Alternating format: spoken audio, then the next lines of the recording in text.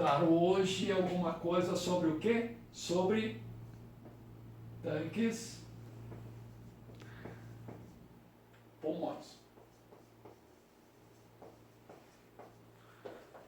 Ok? O que nós vamos ver sobre isso? Tá certo? A definição. O que são tanques pulmões? Sua função. Tá certo? Vamos fazer a modelagem dele. E depois, então, os cálculos para a determinação de volume.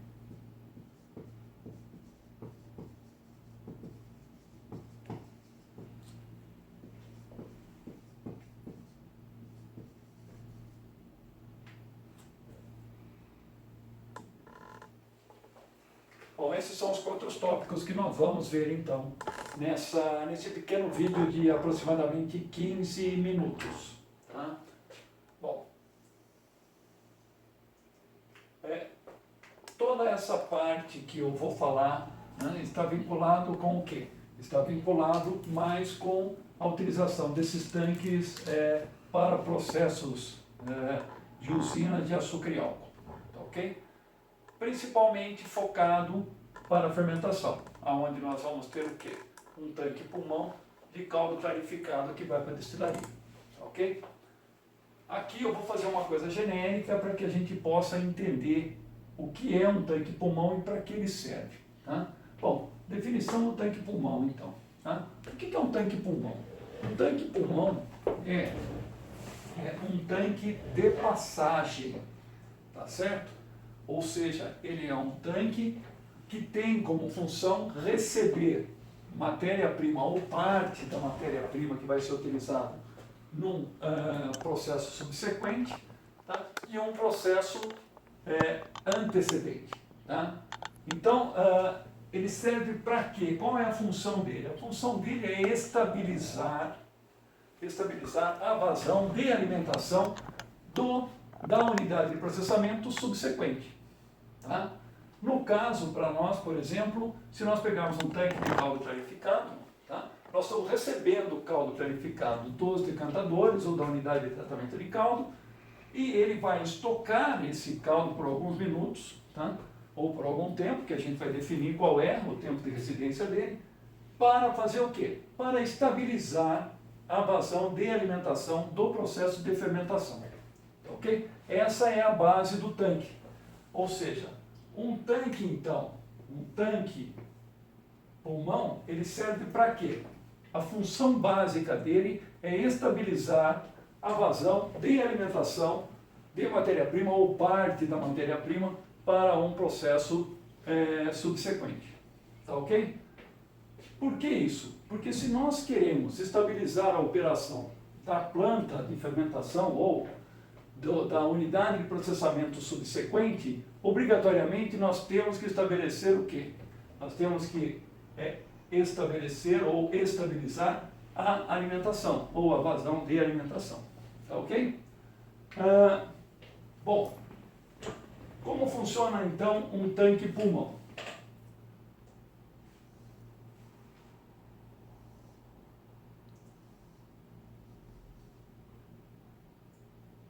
Um tanque pulmão, ele tem uma entrada, onde nós vamos ter uma vazão F0 de alimentação, tá certo? Vai ter uma densidade ρ0 e vai ter concentrações de açúcares e outras coisas que eu vou chamar de S0. Tá? Na saída dele, nós teremos F, tá certo? E ρ. E vou tirar o S, porque ainda nós não estamos falando em conversa. Tá? E na saída dele nós vamos ter uma vazão F com uma densidade ρ. Tá? Pensando que a modelagem de qualquer recipiente é feita por um balanço de massa, nós vamos ter o que então? Num balanço de massa, tá certo? Nós temos o que? Nós temos que o acumulado é igual à massa que entra menos a massa que sai, mais ou menos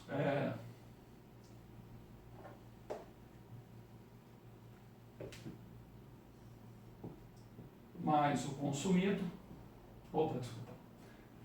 menos o consumido,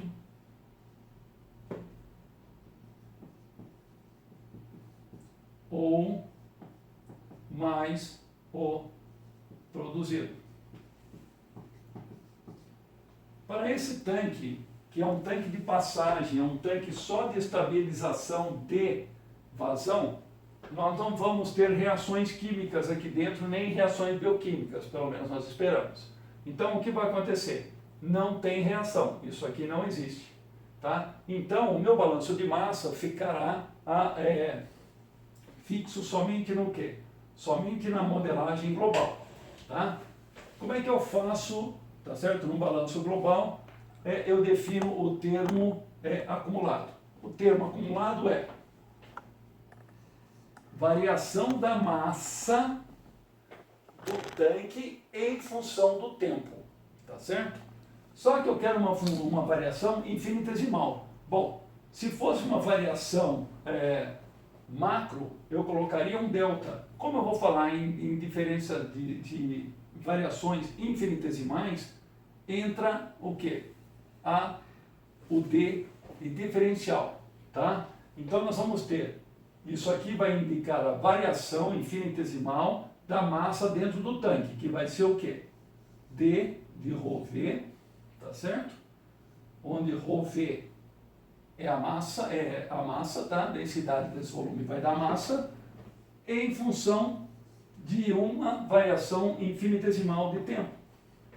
Portanto, esse é o termo de acúmulo, ou seja, de variação de massa dentro do reator, dentro do tanque que nós estamos estudando.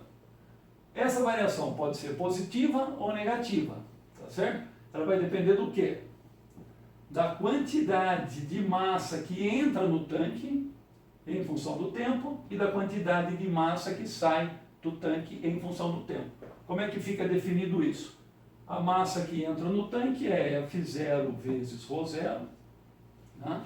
E a massa que sai do tanque menos F vezes ρ.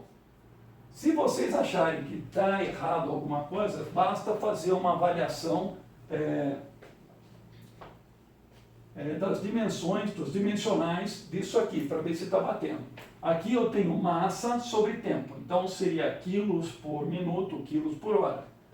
Aqui eu tenho a vazão, que pode ser metros por hora, e aqui a densidade, que pode ser quilos por metro cúbico, tá certo? Cancelo metro cúbico com metro cúbico, vai dar o quê? Quilos por hora. E aqui também. Se deu quilos por hora, a sua equação está correta, tá ok?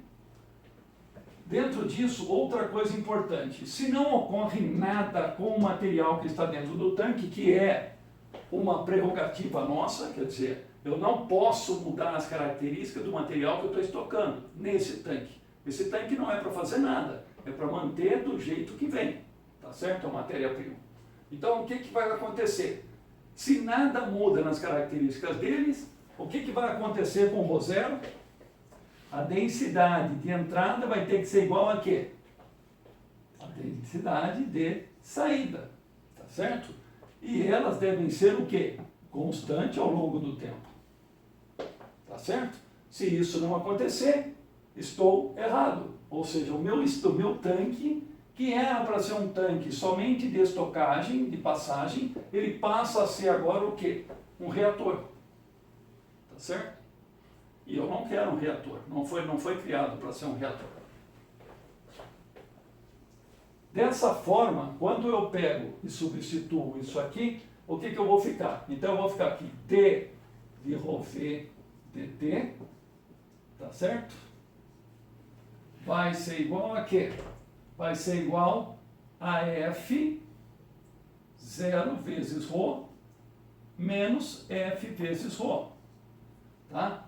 Ρ é constante, ele sai fora da derivada, ρ fica dv dt do lado de cá, e aqui vai ficar o quê? Vai ficar ρ que multiplica F0 menos F, certo? Rho desse lado some. Aí eu fico com o quê? dV dt igual a quê? A F0 menos F.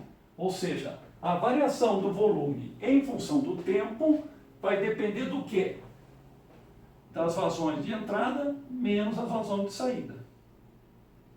Certo? Se eu colocar mais líquido no tanque do que eu tiro, o que vai acontecer? A variação do volume vai ser positiva. Isso significa que o nível do tanque tende a subir.